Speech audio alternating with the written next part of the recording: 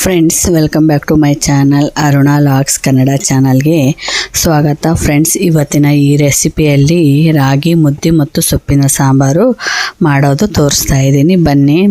ಮೊದಲು ನಾನು ತೊಗರಿಬೇಳೆನ ತೆಗೆದುಕೊಂಡಿದ್ದೆ. ಅದನ್ನು ಒಂದು 3 ಸರಿ ನೀರು ಹಾಕಿ ಚೆನ್ನಾಗಿ ತೊಳೆದುಕೊಂಡು ನಂತರ ಅದನ್ನು ಕುಕ್ಕರ್ಗೆ ಹಾಕಿ ನಂತರ ಹಾಗೇ ಪಾಲಕ್ ಸೊಪ್ಪನ್ನ ಚೆನ್ನಾಗಿ ಕಡ್ಡಿ ಎಲ್ಲ ಸೋಸ್ಕೊಂಡು ಸಣ್ಣಗೆ ಕಟ್ ಮಾಡ್ಕೋಬೇಕು.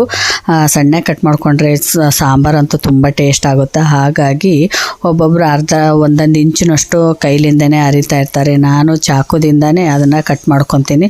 ಸಣ್ಣ ಕಟ್ ಮಾಡ್ಕೊಂಡ್ರೆ ತುಂಬ ಟೇಸ್ಟ್ ಬರುತ್ತಂತೆ. ಹಾಗೆಯೇ ನಮ್ಮ ಕಡೆ ಮೆಂತ್ಯ ಸಣ್ಣ ಸಿವುಡು ಸಿಗುತ್ತೆ. ಹಾಗಾಗಿ 1 ಕಟ್ಟಷ್ಟು ಮೆಂತ್ಯ ಮತ್ತು ಸಬ್ಬೆ ಸೊಪ್ಪನ್ನು ಹಾಕಿದೆ.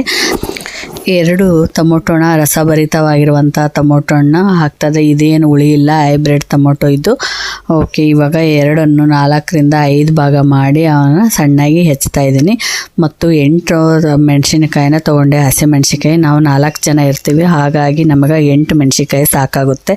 ಹಾಗಾಗಿ ಇವಾಗ ಇದಕ್ಕೆ 1 ಈರುಳ್ಳಿ ಹಾಕ್ಕೊಂಡು ನಂತರ 2 ಬೆಳ್ಳುಳ್ಳಿ ಸುಲ್ಕೊಂಡು ಆ ಸಿಪ್ಪೆ ಸಮೇತ ಸಿಪ್ಪೆ ಸುಲಿದು ಅದನ್ನು ಸಮೇತ ಸೇರಿಸಿದೆ. ಆವಾಗ ನಮಗೆ ನಮ್ಮ 4 ಜನಕ್ಕೆ ಎಷ್ಟು ಬೇಕಾಗುತ್ತೋ ನೀರು ಅಷ್ಟು ಹಾಕ್ಕೊಂಡೆ. ಬಟ್ ಡಬಲ್ ಅಷ್ಟು ಆಗುತ್ತೆ. ಇವಾಗ ಇದನ್ನು ನಾನು ಉಪ್ಪು ಹಾಕೋದಿಲ್ಲ, ಹಾಗೆಯೇ ಕುದಿಯೋಕ್ಕೆ ಬಿಡ್ತಾ ಇದ್ದೀನಿ ಕುಕ್ಕರ್ನಲ್ಲಿ. ವಿಜಿಲ್ ಇವಾಗ ಸಣ್ಣ ಉರಿಯಲ್ಲಿ ಕುದಿಯೋಕ್ಕಿಟ್ಟು, ಸಣ್ಣ ಉರಿಯಲ್ಲಿ ಕುದ್ವಿಯಪ್ಪ ಅಂದರೆ ಅಡುಗೆ ತುಂಬ ಚೆನ್ನಾಗಾಗುತ್ತೆ. ಹಾಗಾಗಿ ಸಣ್ಣ ಉರಿಯಲ್ಲೇ ನಾನು ಕುಕ್ಕರಲ್ಲಿ ಕುದಿಸ್ತಾ ಇದ್ದೀನಿ. ಇವಾಗ ಕುಕ್ಕರ್ ಮುಚ್ಚಳ ಮುಚ್ಚಿ 3ರಿಂದ 4 ವಿಜಿಲ್ನ ಹೊಡೆಸ್ತಾ ಇದ್ದೀನಿ. 3 ವಿಜಿಲ್ ಹೊಡೆಸ್ತೀನಿ.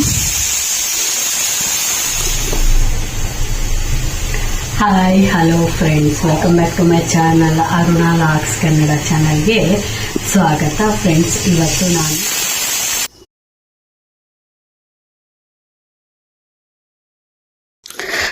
ಇವಾಗ 3 ವಿಜಿಲ್ ಆಯಿತು. ನಾನು ಕುಕ್ಕರ್ನ ಆಫ್ ಮಾಡಿ ನಂತರ ಅದನ್ನು ಗಾಳಿ ಬಿಟ್ಟು ಹೊರಗಡೆ ತೆಗಿತಾ ಇದ್ದೀನಿ. ಇವಾಗ ನಾನು ಬೇಳೆನ ಮನೆಯಲ್ಲೇ ಮಾಡ್ಕೊಂಡಿದ್ದೆ. ತೊಗರಿನ ನಾನು ಬೇರೆ ಕಡೆಯಿಂದ ತಗೊಕೊಂಬಂದು ಅದನ್ನು ಒಂದಿನ ಫುಲ್ಲು ನೆನೆ ಇಟ್ಟಿದ್ದೆ. 1 ದಿನ ಅಥವಾ 2 ದಿನ ಫುಲ್ಲು ಒಂದು ಬಾಕೆಟಲ್ಲಿ ಅದು ಮುಳುಗುವಷ್ಟು ನೀರು ಹಾಕಿ ಭಾಳಷ್ಟು ನೀರು ಹಾಕಿ ಮುಳುಗಿಸಿ ಅದನ್ನು ನೆನೆ ಇಟ್ಟು ನಂತರ ಅದನ್ನೆಲ್ಲ ನೀರೆಲ್ಲ ಬಸ್ತು ಒಣಗಾಕಿ ಆಮೇಲೆ ನಾನು ಅದನ್ನು ಗಿರಣಿಗೆ ಹಾಕ್ಸ್ಕೊಂಬಂದು ಇಟ್ಟು ಮತ್ತೆ ಅದನ್ನು ಚಪ್ಪರಿಸಿ ಸಣ್ಣದೆಲ್ಲ ಹೊರಗೆ ತೆಗೆದು ದೊಡ್ಡದು ಮಾತ್ರ ಎತ್ತಿಟ್ಕೊಂಡು ಇಷ್ಟೆಲ್ಲ ರಾಮಾಯಣ ಆಯ್ತು ನೋಡ್ರಿ.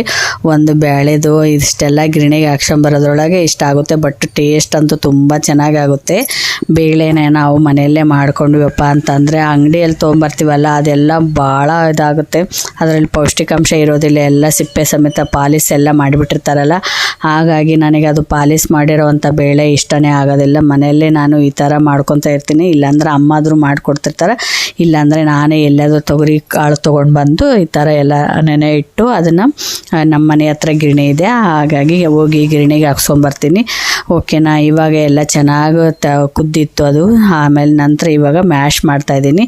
ಟೊಮೊಟೊ ಮತ್ತು ಈ ಮೆಣಸಿನ್ಕಾಯಿ ಇರುತ್ತಲ್ಲ, ಹಾಗೆಯೇ ಸ್ವಲ್ಪ ಮ್ಯಾಶ್ ಮಾಡಿದರೆ ಅದರಲ್ಲೆಲ್ಲ ಬೆರ್ತೋಗುತ್ತಲ್ಲ, ಬೇಳೆಲೆಲ್ಲ ತುಂಬ ಟೇಸ್ಟ್ ಆಗುತ್ತೆ. ಅದು ಸಣ್ಣಗಿತ್ವಪ್ಪ ಅಂದರೆ ಆಯ್ತಪ್ಪ ಅಂದರೆ ನಮಗೆ ಟೇಸ್ಟ್ ಬರುತ್ತೆ. ಹಾಗಾಗಿ ನಾನು ಫುಲ್ಲು ಸಣ್ಣಗೆ ನಾನು ಮ್ಯಾಶ್ ಮಾಡ್ಕೊತಾ ಇದ್ದೀನಿ. ಇದಕ್ಕೆ ಇವಾಗ ಅರಿಶಿನ ಮತ್ತು ಉಪ್ಪು ಹಾಕ್ತಾಯಿದ್ದೀನಿ. ನಾನು ಉಪ್ಪಿಂದು ಭರಣಿಯಲ್ಲಿ ನಾನು ಏನು ಇಟ್ಟಿದ್ದೀನಪ್ಪ ಅಂತಂದರೆ ಹಿಂಗ್ಲಾರ್ದ ಹಣ್ಣು ಅಂತ ಸಿಗುತ್ತೆ. ಅದನ್ನು ಹಿಂಗ್ಲಾರ್ದ ಹಣ್ಣು 3 ತೊಗೊಂಬಂದು ಉಪ್ಪಿನ ಭರಣೆಯಲ್ಲೇ ಇಟ್ಟಿದ್ದೀನಿ. ಅಂದರೆ ನಮಗೆ ಕೆಮ್ಮು, ಕಫ ಮತ್ತು ಡೈಜೆಷನ್ ಪ್ರಾಬ್ಲಮ್ ಇರುತ್ತಲ್ಲ, ಅದೆಲ್ಲ ಸರಿ ಹೋಗುತ್ತಾ. ಹಾಗಾಗಿ ಉಪ್ಪಿನ ಭರಣೆಯಲ್ಲಿ ನಾನು 3 ಹಿಂಗ್ಲಾರ್ದ ಹಣ್ಣು ತಂದಿದ್ದೀನಿ. ನೋಡಿ, ಇದು ನಮ್ಮದು ಜಾರು. ನಾವು ಕಾಜಿನ ಜಾರೇ ಯೂಸ್ ಮಾಡಬೇಕು. ಅಂದರೆ ಉಪ್ಪು ಅದು ನೀರು ಹೊಡೆಯುತ್ತಲ್ಲ ಪ್ಲಾಸ್ಟಿಕ್ನಲ್ಲಿ ಇಟ್ಟರೆ ಅಂದರೆ, ಹಾಗಾಗಿ ಅದು ಆರೋಗ್ಯಕ್ಕೆ ಹಾನಿಕರ ಅಂತ. ಹಾಗಾಗಿ ನಾನು ಉಪ್ಪಿನ ಭರಣಿಯಲ್ಲಿ ಈ ಥರ 3 ಕಾಯಿ ಇಟ್ಟಿರ್ತೀನಿ. ಇಂಗ್ಲಾರ್ದ ಕಾಯಿ ಇದು ಆಯುರ್ವೇದಿಕ್ ಅಂಗಡಿಯಲ್ಲೇ ಸಿಗುತ್ತೆ. ಅದನ್ನು ತೊಗೊಂಬಂದು ಉಪ್ಪಿಟ್ವಪ್ಪ ಅಂದರೆ ಉಪ್ಪಿಗೂ ಶಕ್ತಿ ಬರುತ್ತೆ, ನಮಗೂ ಶಕ್ತಿ ಬರುತ್ತೆ. ಇವಾಗ ಒಂದು ಅರ್ಧ ಚಮಚದಷ್ಟು ನಾನು ಅರಿಶಿನ ಪುಡಿನೂ ಹಾಕಿದೆ. ಇದನ್ನು ನಾನು ಆಯುರ್ವೇದಿಕ್ ಅಂಗಡಿಯಲ್ಲೇ ತೊಗೊಂಬಂದುಬಿಟ್ಟಿರ್ತೀನಿ. ಅರಿಶಿನ ಪುಡಿನ ನಾನು ಅಂಗಡಿಯಲ್ಲಿ ತೊಗೊಂಬರೋದಿಲ್ಲ, ಅವ್ರ ಮನೆಯಲ್ಲೇ ಪ್ರಿಪೇರ್ ಮಾಡಿರ್ತಾರೆ. ಇವಾಗ ಇದಕ್ಕೆ ನಾನು ಒಗ್ಗರಣೆ ಕೊಡ್ತಾಯಿದ್ದೀನಿ. 2 ಚಮಚದಷ್ಟು ಎಣ್ಣೆ ಹಾಕಿ ನಂತರ 1 ಮೆಣಸಿನಕಾಯಿ, ಜೀರಿಗೆ, ಅರ್ಧ ಚಮಚ ಜೀರಿಗೆ, ಅರ್ಧ ಚಮಚ ಸಾಸಿವೆ ಮತ್ತು 1 ಇದು ಬೆಳ್ಳುಳ್ಳಿನ ಹಾಕಿ ಚೆನ್ನಾಗಿ ಇವಾಗ ಇದು ಮ್ಯಾಶ್ ಆಗಿತ್ತಲ್ಲ, ಇದಕ್ಕೆ ಒಗ್ಗರಣೆ ಕೊಟ್ಟು ನಾನು ಸೈಡು ಎತ್ತಿಡ್ತೀನಿ. ಸೊಪ್ಪಿನ ಸಾರಿಗೂ ಮತ್ತು ಕಾಂಬಿನೇಷನ್ ಆಗಿ ನಾನು ರಾಗಿ ಮುದ್ದೆ ಮಾಡೋದು ಹೇಳ್ಕೊಡ್ತೀನಿ, ಬನ್ನಿ. ತೊಗೊಂಡು ಬಂದಿದ್ದೀನಿ. ಇವಾಗ ಇದಕ್ಕೆ 2 ಕಪ್ಪಷ್ಟು ನೀರು ಬೇಕು. 2 ಕಪ್ಪಷ್ಟು ನೀರು ಬೇಕು. ಒಂದು ದಪ್ಪ ತಳದ್ದು ಪಾತ್ರೆ ಬೇಕು. ಇವಾಗ ಇದನ್ನು ಆನ್ ಮಾಡ್ತಾ ಇದ್ದೀನಿ. ಇವಾಗ ಆನ್ ಮಾಡಿ ಇದಕ್ಕೆ 2 ಕಪ್ಪಷ್ಟು ನೀರು ಹಾಕ್ತಾ ಇದ್ದೀನಿ.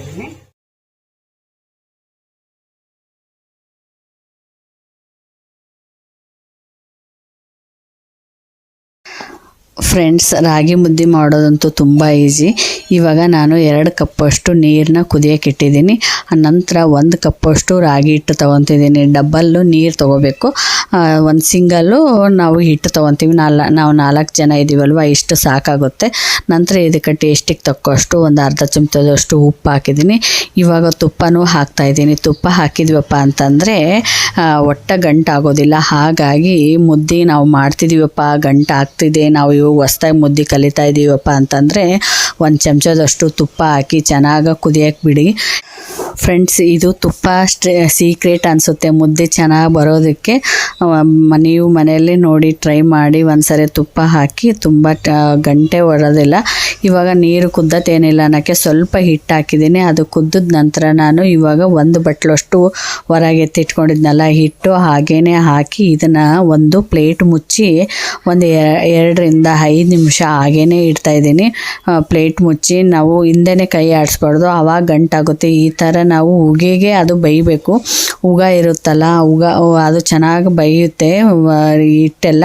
ಆವಾಗ ಒಂದು ಸರಿ ಹಿಂಗೆ ಏನಾದರೂ ಮೇಲೆ ಜಲ್ದಿ ಕೈ ಆಡಿಸಿದ್ವಪ್ಪ ಅಂತಂದರೆ ನಾವು ಈ ಥರ ನಾವು ತೆಗೆದುಕೊಳ್ಬೇಕು. ನಮ್ಮ ಮಜ್ಜಿಗೆ ಮಾಡೋದಷ್ಟು ಏನಾರು ಇರ್ತದಲ್ಲ, ಅದನ್ನೇ ತೆಗೆದುಕೊಂಡಿದ್ದೆ.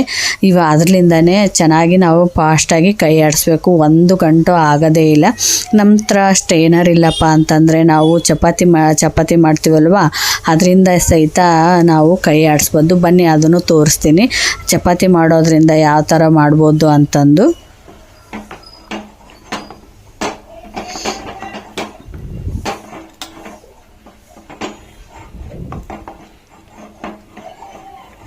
ನೋಡಿ, ಇವಾಗ ಚಪಾತಿ ಮಾಡೋದು ಇದು ಇತ್ತಲ್ಲ ಕೋಲು, ಅದರಿಂದನೂ ಸಹಿತ ಈ ಥರ ಶೇಕ್ ಮಾಡ್ಬೋದು. ನಾವು ಗಂಟಾಗೋದಿಲ್ಲ ಮುದ್ದೆ. ಆಲ್ಮೋಸ್ಟ್ ಅಲ್ಲಿ ಎಲ್ಲರೂ ಮಾಡ್ತಾರೆ ರಾಗಿ ಮುದ್ದಿನ. ನಾನೇನು ಸಪ್ರೇಟ್ ತೋರಿಸ್ತಾ ಇಲ್ಲ, ಬಟ್ ಇದರಲ್ಲಿ ಮುದ್ದೆ ಮಾಡೋದ್ರಲ್ಲೇ ಒಂದು ವೆರೈಟಿ ತೋರಿಸ್ತಾ ಇದ್ದೀನಿ. ಹಾಗಾಗಿ ಇವತ್ತು ವಿಡಿಯೋ ಮಾಡಿ ತೋರಿಸ್ತಾ ಇದ್ದೀನಿ. ಫ್ರೆಂಡ್ಸ್, ಈ ಥರ ನೀವು ಮನೆಯಲ್ಲಿ ಮಕ್ಕಳಿಗೆ ಮಾಡಿಕೊಡಿ ಒಂದ್ಸರಿ ಆದ್ರೂ ಮುದ್ದಿನ. ಮಕ್ಕಳು ಎಷ್ಟು ಇಷ್ಟಪಟ್ಟು ತಿಂತಾರೆ ಗೊತ್ತಾ.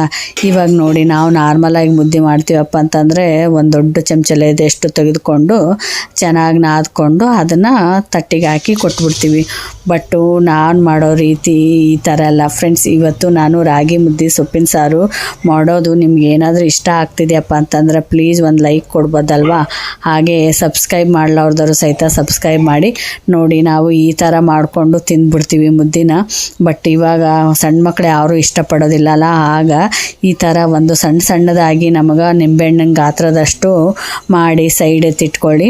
ನಮಗೇನಾದರೂ ಇವಾಗ ಏನಾದರೂ ಗಂಡು ಮಕ್ಕಳು ಯಾರು ಮನೆಗೆ ಬಂದಿಲ್ಲಪ್ಪ ಅಂತಂದರೆ ಆಗ ಒಂದು ಪಾತ್ರೆಗೆ ಒಂದು ಸ್ವಲ್ಪ ತುಪ್ಪ ಹಾಕಿ ಸಾಸಿವೆ, ಜೀರಿಗೆ ಮತ್ತು ಕಾಳು ಮೆಣಸಿನ ಪೌಡರ್ ಇರುತ್ತಲ್ಲ ಅದನ್ನು ಹಾಕಿ ಸ್ವಲ್ಪ ಉಪ್ಪು ಹಾಕಿ ಇವು ಮಾಡಿರ್ತಿದ್ವಲ್ವ ಗೋಲಿ ಗಾತ್ರದ್ದು, ಅವನ್ನ ಇದ್ರಕ್ಕೆ ಹಾಕಿ ಅಳ್ಳಾಡಿಸಿ ಕೊಡಿ. ಸ್ವಲ್ಪ ಹಬೆಯಲ್ಲಾದರೂ ಬೆನ್ನಿಸಿ ಕೊಡಿ, ಅಂದರೆ ತಣ್ಣಗಾಗಿರುವಂಥ ಮುದ್ದೆನ ತಿನ್ನೋಕ್ಕಾಗೋದಿಲ್ಲ. ಹಾಗಾಗಿ ಈ ಥರ ಒಂದ್ಸರಿ ಟ್ರೈ ಮಾಡಿ. ಮನೆಯಲ್ಲಿ ಶುಗರ್ ಪೇಷಂಟ್ ಇದ್ದರೆ ಬೆಳಗ್ಗೆನೂ ರಾಗಿ ಮುದ್ದೆ ಮಾಡಿಟ್ಟು ನಾವು ಮಧ್ಯಾಹ್ನ ಅವರಿಗೆ ಬಿಸಿ ಮಾಡಿ ಕೊಡ್ಬೋದು. ನೋಡಿ, ನಾನು ಎಷ್ಟು ಚೆನ್ನಾಗಾಗಿದೆ. ತುಪ್ಪದಲ್ಲಿ ಕರೆದಿರುವಂಥ ಘಮ ಅಂತ ಇದೆ. ಸಾಸಿವೆ, ಜೀರಿಗೆ, ಕರಿಮೆಣಸು ಇದಕ್ಕೆಲ್ಲ ತುಂಬ ಚೆನ್ನಾಗಿ ಅಂಟ್ಕೊಂಡಿರುತ್ತೆ. ಕೊತ್ತಂಬರಿ, ಕರಿಬೇವನ್ನು ಹಾಕಬೇಕಾಗಿತ್ತು, ನಾನು ಹಾಕಿಲ್ಲ. ನೋಡಿ, ಇವಾಗ ಪ್ಲೇಟಿಗೆ ಸರ್ವ್ ಮಾಡ್ತಾಯಿದ್ದೀನಿ. ಈ ಥರ ಬಟ್ಲಲ್ಲಾದರೂ ನಾವು ರಾಗಿ ಮುದ್ದೆ ಇಟ್ಟು ಸರ್ವ್ ಮಾಡ್ಬೋದು. ಮಕ್ಕಳು ತುಂಬ ಇಷ್ಟಪಟ್ಟು ತಿಂತಾರೆ. ಹಾಗಾಗಿ ಒಂದು ಸ್ವಲ್ಪ ತುಪ್ಪ ಬೇಕಂತಂದರೆ ಸೊಪ್ಪಿನ ಸಾರಿಗೆ ತುಪ್ಪ ಸಹಿತ ಹಾಕ್ಕೊಂಡು ತಿನ್ಬೋದು. ಇಲ್ಲಪ್ಪ ನಾವು ಈ ಥರ ತಿನ್ನೋದಿಲ್ಲಪ್ಪ ಅಂತಂದರೆ ತಟ್ಟಿಗೆ